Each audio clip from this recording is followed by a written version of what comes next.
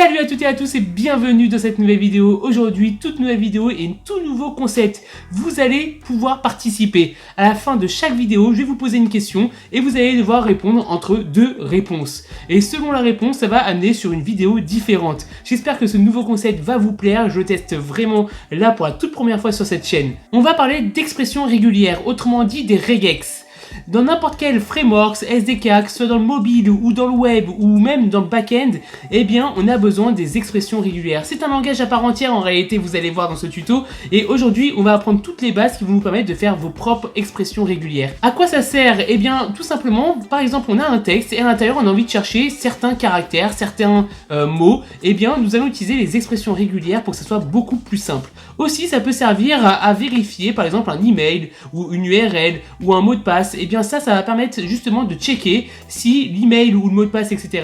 eh bien correspond au format que vous voulez donner. Donc rien ne sert de vous dire que c'est hyper important de savoir les écrire et les comprendre dans n'importe quel domaine. Prenons quelques petits exemples de langage, framework ou SDK. Par exemple sur Dart, on a une petite classe qui s'appelle regexp. D'ailleurs, cette classe elle existe aussi dans d'autres langages ou framework ou SDK.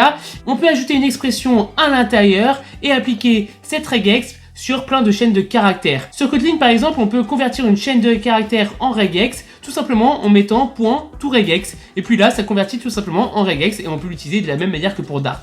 En JavaScript, la classe regex existe. On peut aussi utiliser une regular expression dans les chaînes de caractères, par exemple en faisant simplement un contain ou un search. D'ailleurs, la méthode contain et search d'une chaîne de caractères existe aussi dans d'autres langages, par exemple en Kotlin. En Swift, on va utiliser NSRegularExpression. Et puis, par exemple, sur React Native, on va pouvoir utiliser des patterns directement dans un input. Et ça, c'est plutôt pratique. Donc, vous voyez, on l'utilise vraiment dans beaucoup de choses. Et encore là, c'est vraiment un tout petit échantillon. Par exemple, sur du C#, on a aussi du regex.isMatch. Et puis là, on met une regular expression. Donc, vous voyez, on l'utilise vraiment dans plein de langages, dans quasiment tous les langages d'ailleurs. Et pour faire vivre la chaîne, n'hésitez pas à mettre un gros pouce bleu, à mettre aussi un petit commentaire pour me dire ce que vous pensez du format et de la vidéo. Et surtout, partagez-la autour de vous, votre famille, vos amis, vos collègues. Là, cette vidéo, elle est interactive, vous voyez, et c'est des regular expressions. Donc, ça peut marcher pour tout le monde, même ceux qui ne savent pas coder. Ça peut être hyper intéressant, ça fait travailler un peu le cerveau en plus, donc c'est super sympa. Allez, n'hésitez vraiment pas à la partager, ça fait vraiment vivre la chaîne. On continue. Maintenant que l'introduction est terminée, on commence tout de suite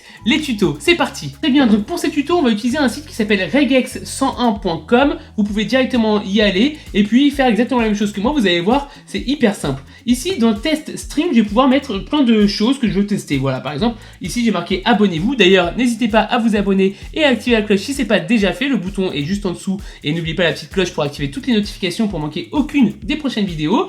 Et puis ici, j'ai marqué vous êtes les meilleurs parce que je suis sûr que c'est vrai, vous êtes les meilleurs.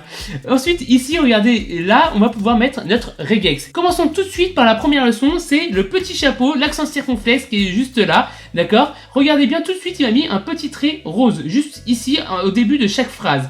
Attention, ici, dans l'outil, j'ai mis GM. Si vous cliquez dessus, M, ça veut dire multiline. Multiline, ça veut dire que chaque ligne, c'est un texte différent, d'accord? Sinon, il m'aurait mis qu'un seul trait rose parce que l'accent circonflexe va vérifier le début d'une chaîne de caractères. Une chaîne de caractères, c'est quoi? C'est un texte, tout simplement, d'accord? Si j'enlève multiline juste là, vous voyez, j'ai un trait rose qui est juste ici. Pourquoi? Parce que pour lui, la chaîne de caractères, c'est les deux lignes. Là, je dis que chaque ligne est une chaîne de caractères, c'est différent, d'accord? Ok, c'est pour pouvoir tester plein de textes différents, bien entendu.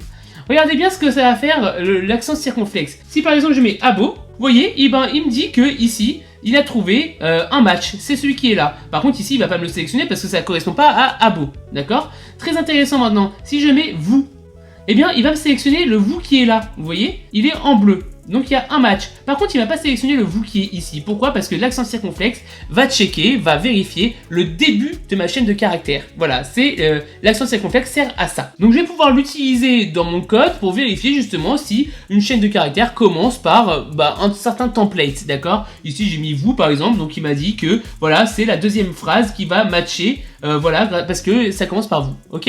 Très bien, donc voilà, la toute première leçon, c'est l'accent circonflexe. Maintenant, la petite question pour vous. Pour vérifier que mon test commence par 0, est-ce que je dois écrire accent circonflexe 0 ou 0 accent circonflexe? À vous de sélectionner parmi les deux petites cases qui s'affichent là maintenant. Je vous laisse voilà 10 secondes, 15 secondes pour sélectionner l'une des deux cases et passer à la vidéo suivante. Allez-y, hop hop hop, est-ce que c'est accent circonflexe 0 ou 0 accent circonflexe pour vérifier que ma chaîne de caractères commence par 0?